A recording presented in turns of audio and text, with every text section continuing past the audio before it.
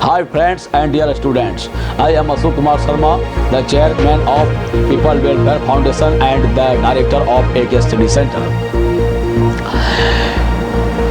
संविधान के बारे में थोड़ा सा हम लोग संविधान के अंदर हम लोग आप घुसेंगे धीरे धीरे और धीरे धीरे कॉन्सेंट्रेट करेंगे, संविधान पर हम लोग फोकस करेंगे। उससे पहले शॉर्ट एक इंट्रोडक्शन, शॉर्ट जानकारी। संविधान जो लिखित दस्तावेज होता है किसी देश में, सारे देश की राज्य व्यवस्था के बारे में उसमें वर्णन होता है, सरकार के बारे में वर्णन होता है, लोगों के मौलिक अधिकार और मौलिक कर्तव्य के बारे में उसमें लिखा हुआ होता है, जानकारी होता है। संविधान केवल एक लिखा हुआ दस्तावेज नहीं है। बहुत सारे विद्यार्थी या बहुत सारे लोग कहते थे कि संविधान जो है एक भारी भरकम मोटा किताब है, एक बुक है और कैंची और गोंद से बनाया गया एक मोटा पोथी और एक किताब है, एक डेथ बॉडी है। ऐसा सोचना गलत है। जो व्यक्ति ऐसा बोलते हैं उनका विचार अपना हो सकता है, उनका अपना आर्ग्यूमेंट हो सकता है। ऐसे व्यक्ति संपूर्ण रूप से संविधान को नहीं समझे, हमारे भारत संविधान को नहीं समझ पाए हैं, उनकी जानकारी शॉर्ट संक्षिप्त कम है, इसलिए वो इस प्रकार के बोलते हैं। ऐसा बात नहीं है। संकुचित दृष्टिकोण होने के चलते हुए बोलते हैं। ऐसे व्यक्तियों से हमें सहानुभूति है और ऐसे व्यक्तियों को मैं चाहूँगा कि आप जो है विस्तारपूर्वक भारत संविधान को पढ़ें और भारत के राज्य व्यवस्था को जानें, भारत के समाज को जानें और भारत के इतिहास को जानें। पढ़ने के बाद आपका दृष्टिकोण निश्चय ही बदलेगा, ज्ञान होगा। आप जब संपूर्ण भारतवर्ष घूमेंगे तब आपका दृष्टिकोण निहायत ही बदल जाएगा। बहरहाल हम जाएंगे इस पॉइंट पे कि संविधान कोई कैंची गोंद का या कोई जो डेथ बॉडी या कोई मृत कोई वस्तु चीज़ नहीं है। संविधान में आत्मा होती है। जिस प्रकार व्यक्ति में जब आत्मा होता है तो वह जिंदा होता है, वह कुछ काम करता है, कुछ बोलता है, कुछ देखता है, कुछ करता है। उसी प्रकार संविधान में एक आत्मा है। कहने का मतलब है कि संविधान में एक स्फूर्ति है। संविधान में एक ऐसा चीज़ है जिससे हमारे देश, हमारे संपूर्ण देश भारत में जिस प्रकार के कुछ हो रहे गतिविधि हो रहे हैं, उसे कौन कर रहा है? उसे गाइड कौन कर रहा है? एक आत्मा कर रही है, उसे चला रही है। जिस प्रकार एक व्यक्ति जिंदा जब उसमें आत्मा रहता है तो उसे चलाता है, उसे कोई काम करवाता है। उसी प्रकार देश में, संपूर्ण देश में जो संपूर्ण देश का मैशनरी किस प्रकार का काम कर रही है, कौन करा रहा है? संविधान करा रहा, आत्मा। इसलिए हम कहते हैं कि संविधान में आत्मा है, संविधान जिंदा है, एक जिंदा वस्तु है। ये थोड़ा सा आप दिमाग में बैठा लीजिए। क्लास 8 स्टैंडर्ड के विद्यार्थी आप इस बात को उतना नहीं समझ पाएंगे, हो सकता है शायद अधिकतर विद्यार्थी, लेकिन बहुत सारे विद्यार्थी समझेंगे भी इसे। आप जैसे जैसे क्लास का स्टैंडर्ड में चले जाएंगे आपको समझ में आएगा। आपके दिमाग में मैं ये डालना चाहता हूँ ताकि यह आपके लिए एक आधार का काम करेगा, बुनियाद का काम करेगा और आने वाले समय में आप बहुत ही अच्छी तरह से इसको ग्रहण कर पाएंगे। बहरहाल अपने आप तर्कों का इस्तेमाल हमेशा कर सकते हैं। तो संविधान के बारे में हम लोग, भारत संविधान के बारे में थोड़ा सा यहाँ पर आते हैं। भारत संविधान के बारे में चर्चा करने से थोड़ा सा संक्षिप्त जो हम लोग नेपाल के संविधान के बारे में चर्चा करेंगे और नेपाल के बारे में बात करेंगे। इस चैप्टर में नेपाल के बारे में थोड़ी संक्षिप्त जानकारी है, नेपाल संविधान के बारे में जानकारी है, इसलिए आपको जानना चाहिए। संविधान पढ़ने में क्लास 8 में नेपाल के संविधान के बारे में ही जानकारी विद्यार्थियों को क्यों दिया गया है? क्लास 8 के स्टैंडर्ड के विद्यार्थियों का ज्ञान का स्तर उतना ऊंचा नहीं होता, नॉलेज उतना ज़्यादा नहीं होता है कि हम दूसरे ऐसे देश या दूर के देश जैसे अमेरिका है, ब्रिटेन है या फ्रांस है, रसिया है या कोई ऐसे देश, बहुत दूर के देश के संविधान को बहुत भली प्रकार जान सके या उससे ज़्यादा जानकारी नहीं होता, भली प्रकार उतना अवगत नहीं होता है। लेकिन चूँकि नेपाल जो है हमारे भारत के पड़ोसी देश हैं, हमारे भारत से सटा हुआ देश है, हमारे भारत के उत्तर की ओर, ऊपरी भाग की ओर, उत्तर की ओर, और नेपाल के बारे में हमेशा हमारे भारत में चर्चा होता है। इन जो है उत्तरी भारत के लोग सभी कोई नेपाल को जानते हैं, सारे बच्चे जानते हैं। बॉर्डर सटे होने के कारण और इन सारे अधिकतर राज्यों के लोग जो है नेपाल में काम करने के लिए जाते हैं, तो वे आते हैं तो घर में चर्चा करते हैं और लोग चर्चा करते हैं तो बहुत ज़्यादा जानकारी है क्लास 8 स्टैंडर्ड के विद्यार्थी तो नेपाल से बहुत ज़्यादा परिचय हैं। ऐसे भारत के संपूर्ण भारत के लोग भी नेपाल को जानते हैं और विश्व के लोग भी नेपाल को जानते हैं। इसलिए क्लास 8 स्टैंडर्ड के विद्यार्थी को नेपाल का ही एग्जाम्पल दिया गया है। कोई ज़रूरी नहीं कि इस टॉपिक में केवल नेपाल का ही एग्जाम्पल लिया जाए, पढ़ा जाए। आप चाहें तो और भी दुनिया के देशों का एग्जाम्पल आप इंटरनेट से, गूगल से, यूट्यूब से आप ले सकते हैं, लेकिन आपको संक्षिप्त जानकारी दिया, शॉर्ट जानकारी, ताकि इसको आप तुलना करके कंपेयर जब करेंगे तब आपको समझ में आएगा कि संविधान का ज़रूरत क्यों पड़ता है। जैसे हम लोग जानते हैं भारत में अभी लोकतंत्र है, 1947 के बाद से भारत में लोकतंत्र है और अभी 21वीं शताब्दी में भी लोकतंत्र है, डेमोक्रेसी। और हमें हमारे देश में, हमारे देश को चलाने के लिए संविधान है। एक महत्वपूर्ण बात कि कोई ज़रूरी नहीं है कि हर देश में जहाँ पर संविधान हो वहाँ पर लोकतंत्र होगा ही या डेमोक्रेसी होगा ही।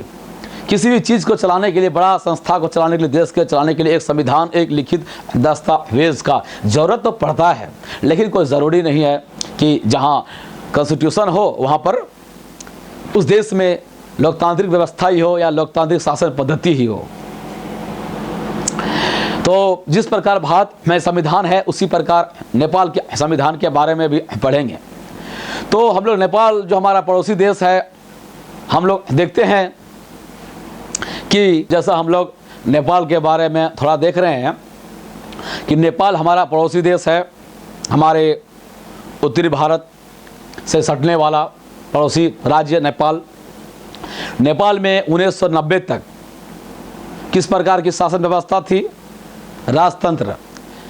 राजतंत्र में उस देश का जो सबसे प्रमुख व्यक्ति, सबसे हेड, सबसे मुख्य व्यक्ति होता है, राजा होता है। कुलीन लोग होते हैं, बड़े बड़े लोग, राजघराने के लोग होते हैं। तो नेपाल में 1990 के पहले राजतंत्र था, वहाँ पर लोकतंत्र नहीं था। लोकतंत्र होता है for the people, by the people, of the people. लोगों का, लोगों के लिए, लोगों के द्वारा, लोगों का बात सुना जाता है। लोग प्रतिनिधि को अपने में से, अपने जनता में से किसी लोगों को चुनते हैं प्रतिनिधि के रूप में और यही प्रतिनिधि बाद में ऊपर में जाके एक संसद बनाता है और यही प्रतिनिधि लोग जो होते हैं कानून बनाता है, किस प्रकार कानून बनना चाहिए, किस प्रकार का आचरण होगा, क्या काम होगा, किस प्रकार का विकास होगा, क्या होना चाहिए, नहीं होना चाहिए, ये प्रतिनिधि लोग बनाते हैं। और इस प्रतिनिधि में से एक जो है सबसे बड़ा या मुख्य नेता, जैसे प्रधानमंत्री या राष्ट्रपति का चुनाव होता है, तो इसको हम लोग कहते हैं लोकतंत्र। लेकिन नेपाल में लोकतंत्र नहीं था। लेकिन नेपाल में 1990 से पहले लोकतंत्र नहीं था, राजतंत्र था। राजतंत्र में क्या होता है कि राजा का परिवार ही दूसरा बार राजा होता है। राजा का परिवार ही जनता के लिए, सभी लोगों के लिए जो है डिसीजन लेता है, कहाँ पुल बनना है, कहाँ रोड बनना है, क्या होगा, नहीं होगा, किसको किस प्रकार का सज़ा दिया जा सकता है। तो सारा फैसला ये राजा करते हैं, ना कि व्यवस्थापिका करती है, ना कि कार्यपालिका करती है, ना कि न्यायपालिका करती है। शक्तियों का विभाजन भी इनमें देखा नहीं जाता है। अंतिम अधिकार, अंतिम निर्णय होता है एक व्यक्ति राजा का होता है, राजा के परिवार का होता है। वे अपने, कोई ज़रूरी नहीं है कि राजा का परिवार हमेशा जनता के लिए, समाज हित में काम करे।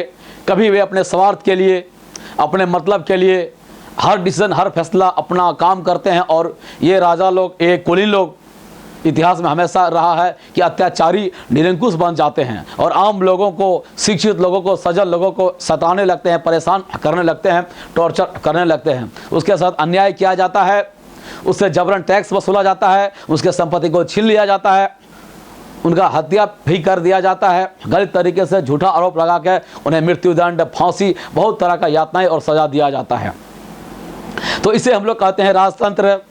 राजतंत्र में उस देश का अधिकतर जो धन और दौलत और साधन होता है, एन के प्रकार से आम लोगों से ठग कर, छीन कर वो अपने पास ले जाते हैं और अधिकतर जनता को कष्ट में, भूखों मरने दिया जाता है और कष्ट में रहने दिया जाता है। तो इस पद्धति को कहते हैं राजतंत्र। तो इसी प्रकार से राजतंत्र था नेपाल में 1990 के पहले। लेकिन इस प्रकार का अत्याचारी व्यवस्था, लोगों के विरुद्ध व्यवस्था, जहां लोकतंत्र ना हो, सभी लोगों को समान अधिकार नहीं हो, समान सम्मान नहीं हो, हर लोग चाहते हैं कि उसे समान अधिकार दिया जाए, कानून के समक्ष, लोगों के समक्ष बराबरी का अधिकार मिले, धार्मिक स्वतंत्रता मिले, बिजनेस व्यापार पैसा में बराबरी का अधिकार हो, सम्मान सभी को मिले, सम्मान के साथ जीने का अधिकार सभी को होना चाहिए, अत्याचार और गलत नहीं होना चाहिए। लेकिन लंबे समय से ऐसा काम होता है, राजतंत्र के द्वारा, राज परिवार के द्वारा इस प्रकार का शासन होता है। कोई बहुत ज़्यादा बुद्धिमान व्यक्ति या बहुत ज़्यादा ताकतवर छल कपट पाखंड से सत्ता को अपने अधीन कर लेते हैं और नीचे पर शासन करने लगते हैं। इस पद्धति को कहते हैं राजतंत्र, मोनार्की, किंगशिप, बहुत सारे नाम है अंग्रेजी शब्द में। लेकिन लोकतंत्र में क्या होता है कि लोगों को वोट देने का अधिकार होता है, राजतंत्र में वोट देने का अधिकार नहीं होता। वे अपने आप ही चुन जाते हैं, पीढ़ी दर पीढ़ी। बाप को मरने के बाद बेटा राजा बनता है और वो बेटा मरने के बाद फिर उसका बेटा और पोता और परपोता राजा बनता है और वही प्रधानमंत्री और वही राष्ट्रपति बनता है। चाहे वह निहायत ही बेवकूफ़ हो, निहायत ही लंपट हो, निहायत ही चोर हो, निहायत ही दुष्ट भी हो सकता है। लेकिन लोकतंत्र में जनता के द्वारा वैसे व्यक्ति चुनकर आते हैं जिन्हें जनता पसंद करती है, जो शिक्षित व्यक्ति होते हैं, जो ईमानदार व्यक्ति होते हैं, जो उदार व्यक्ति होते हैं, लोगों का भला चाहने वाला होता है, लोगों का कल्याण करने वाला होता है और लोगों के लिए काम करते हैं। लंबे समय में लोग उन्हें समझते हैं, बूझते हैं, अनुभव करते हैं और उसके बाद उन्हें ही लोग वोट देकर चुन के उन्हें सत्ता पर भेजता है और फिर वह उन लोगों के हित के लिए ही वह काम करता है और कानून बनाता है। तो इसे हम लोग कहते हैं लोकतांत्रिक प्रणाली, लोकतांत्रिक देश या लोकतांत्रिक व्यवस्था या डेमोक्रेसी। तो नेपाल में 1990 के पहले लोकतंत्र नहीं था, राजतंत्र था। लेकिन लंबे समय से अत्याचार और इस निरंकुश सत्ता जो जारी था, तो नेपाल के लोग बहुत परेशान थे और अधिकतर आम लोग, नेपाल के लोग लामबंद हुए, गोलबंद हुए। लामबंद मतलब होता है बहुत सारे लोग किसी राजनीतिक हित को प्राप्त करने के लिए एक साथ जो है जमा हो जाते हैं, धरना जुलूस प्रदर्शन करते हैं किसी चीज़ को प्राप्त करने के लिए, तख्ता पलट करने के लिए या राजा को या सरकार को बात मनवाने के लिए। तो आंदोलन चला, प्रदर्शन चला और अंततः इतना दबाव जो है नेपाल राजा के ऊपर, राजशाही के ऊपर बनाया गया कि फिर से वहाँ से एक बार लोकतांत्रिक सिस्टम, लोकतांत्रिक पद्धति को बहाल करना पड़ा नेपाल में। ये सिस्टम 1990 के बाद जो है 1990 के बाद 12 साल तक चला। फिर किसी तरह से छल कपट से, अपने बुद्धि से यह इल्ज़ाम लगा दिया गया वहाँ पर नेपाल में कि यहाँ पर जो है वायलेंस और हिंसा हो सकता है। नेपाल में कुछ अलगाववादी लोग हैं जो नेपाल में शांति व्यवस्था भंग कर दिए और उपद्रव मचा रहे हैं। तो इन अलगाववादियों का बहाना बनाकर नेपाल के राजा ने फिर से अपने शक्ति को अपने अधीन कर लिया। लेकिन फिर वही बात, इतिहास गवाह है कि लोग किसी भी सत्ता को, राजशाही हो या कुलीन तंत्र हो, तानाशाह को बर्दाश्त करते नहीं हैं और इस प्रकार से फिर लोगों में एक चेतना, लामबंद जुलूस, धरना प्रदर्शन और जागृति आगे चलता रहा। फिर हम लोग देखते हैं फिर एक बार ऐसा एक परिस्थिति आती है, समय आता है 2006 के बाद फिर से नेपाल में शुरू हो जाता है, प्रारंभ हो जाता है लोकतांत्रिक पद्धति का। लोकतांत्रिक पद्धति से वहाँ पर शासन व्यवस्था चलने के लिए नेपाल में संविधान फिर नए तरीके से बनाया गया। 1990 के पहले नेपाल का संविधान देखते हैं। उस संविधान में लिखा गया था कि उस देश का जो शासन का उपयोग, संचालन वहाँ के कार्यपालिका करेंगे और शासन के ऊपर, उस देश के शक्ति के ऊपर अंतिम निर्णय और अंतिम फैसला, अंतिम शक्ति, पावर राजा के ऊपर रहेगा। लेकिन जब 2006 के बाद फिर से संविधान लोकतांत्रिक पद्धति में बनाया गया तो उस समय लिखा गया कि अब जो है शक्ति का इस्तेमाल जो है नेपाल के कार्यकारी करेंगे, लोगों में बटा होगा, लोगों के प्रतिनिधियों के माध्यम से राज्य व्यवस्था का संचालन होगा। तो इस प्रकार से फिर 2006 के बाद वहाँ एक नेपाल में एक संविधान बनाया गया और ये सब बातों को लिखा गया कि नेपाल में शक्तियाँ किसके पास होंगी। तो इसलिए नेपाल में भी एक संविधान का जरूरत पड़ा। उसी प्रकार से हमारे देश में भी अलग मूल्यों के चलते संविधान का जरूरत पड़ा। ये अलग वाली बात है कि हर देश का अपना संविधान होता है और संविधान का नेचर अलग होता है और संविधान में अलग अलग बातें लिखा हुआ होता है। कोई ज़रूरी नहीं है कि किसी देश का संविधान है तो उसमें जो बात है वो हमारे देश में भी होगा या किसी दूसरे देश के संविधान में भी वह बात होगा, लेकिन किसी देश या बड़ा संस्था को चलाने के लिए संविधान का जरूरत पड़ता है।